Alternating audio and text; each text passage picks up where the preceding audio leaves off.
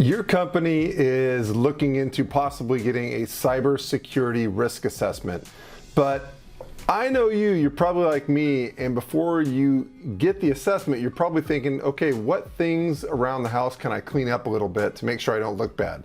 Kind of like if you go to take your car to the car wash, you make sure you kind of clean out some of the junk that's sitting in the cup holder first and things like that so they can get down deeper and clean it deeper, right? You don't want to just leave a bunch of stuff everywhere in the car and then take it to the car wash and they got to move all that stuff around and they don't really get to do a deep clean because all your stuff's kind of sitting there anyway. So kind of the same or a similar concept as that.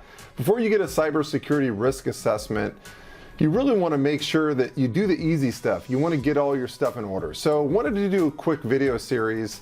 You might have seen some of my other ones, but wanted to do a series on common findings of a cybersecurity risk assessment so that you can watch this before you get your formal assessment and just kind of clean house a little bit. So today's video is going to be on CIS control number 2. So as we go through this, I'm using the CIS framework to use as a structure to go through a cybersecurity risk assessment. And today it's control number 2, which is inventory and control of software assets.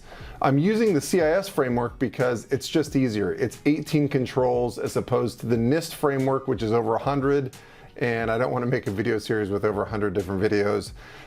So just using a real simple framework that I like a whole lot, which is the CIS framework. So today's video, control number 2 of the CIS framework, which is asset inventory and control of your software assets. Okay, so common findings there. But before I get too far into the video, just a quick little advertisement. Don't forget to like and subscribe to the channel. And also, if you want my recommendations for the best cybersecurity risk assessment companies to quote for your organization based on your organization's requirements, don't just Google it. Actually contact me. That's my job. I'm a broker for all these different companies. More information on that at the end of the video. Alrighty, so what are the most common findings inside of control number 2 of the CIS framework, which is inventory and control of software assets? Well, kind of like control number 1, this is another really obvious one. When outside firms come in to do a cybersecurity risk assessment and they're following the CIS framework, the most common finding of control number 2 is that companies simply don't have an adequate inventory of their software assets.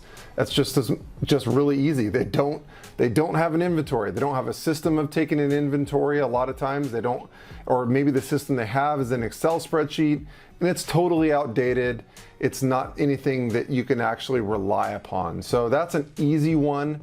And what that creates in terms of problems for companies is, number 1, obviously, if some of your software is not identifiable, you can't protect what you don't know that you have. I mean, that's easy. That's what I said in the last video on the control number 1. Then on top of that, if you have software that the licensing has expired and you haven't upgraded the license or things like that, or you have users who are using pirate versions of software, things like that, it could be a licensing issue that your company is facing. So you definitely don't want to get your company into financial trouble with licensing issues out there on software.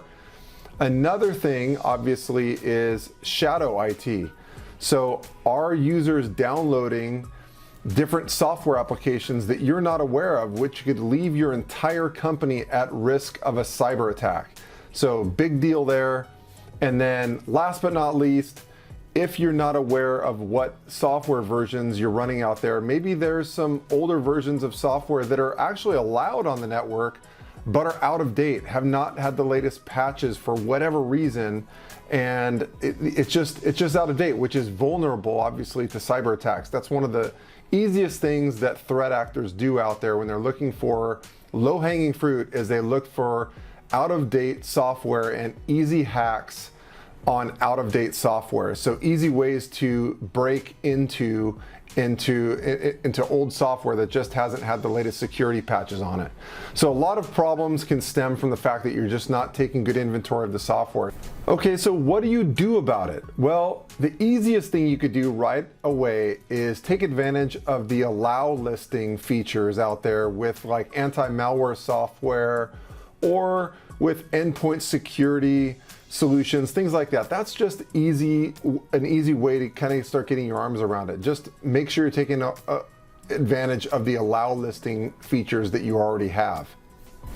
And then to take it a step further, use the software inventory tools that are out there. Take advantage of some of those tools. Look into them. Maybe purchase some software inventory tools that detect all the software on the network at all times and the versions that they have, when they were installed. You can put in what purpose they're for, all that type of stuff. So use some tools out there. Don't just use an Excel spreadsheet, because it's not going to be good enough, and it's really hard to keep those things updated at all times.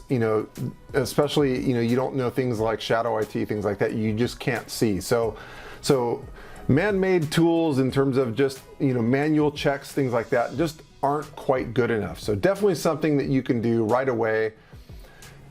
Take advantage of allow listing, and then if you want to take it a step further, get some software that will allow you to take better software inventory. All right, so I hope that was helpful. Again, if you want my recommendations on the best cybersecurity risk assessment companies that you should be quoting for your organization for a formal risk assessment, don't Google it. Don't try searching on the internet. You're gonna be searching for a long time and you'll probably find the wrong companies. There's hundreds of them out there, and based on your company's requirements, there's a small handful that you should be quoting.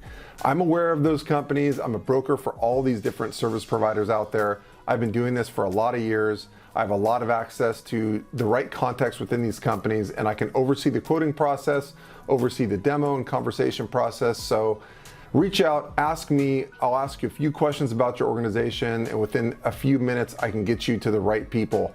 And the nice thing is that if you find something that you like, those service providers pay me my broker fees. So you don't have to pay me at all. So there's no excuse not to at least reach out and see what I have to say. And if you like the video, don't forget to hit the like button down below and subscribe to the channel so we can get rid of the advertisements. So reach out and contact me. Happy to help. Hope you liked the video. Catch you on the next one.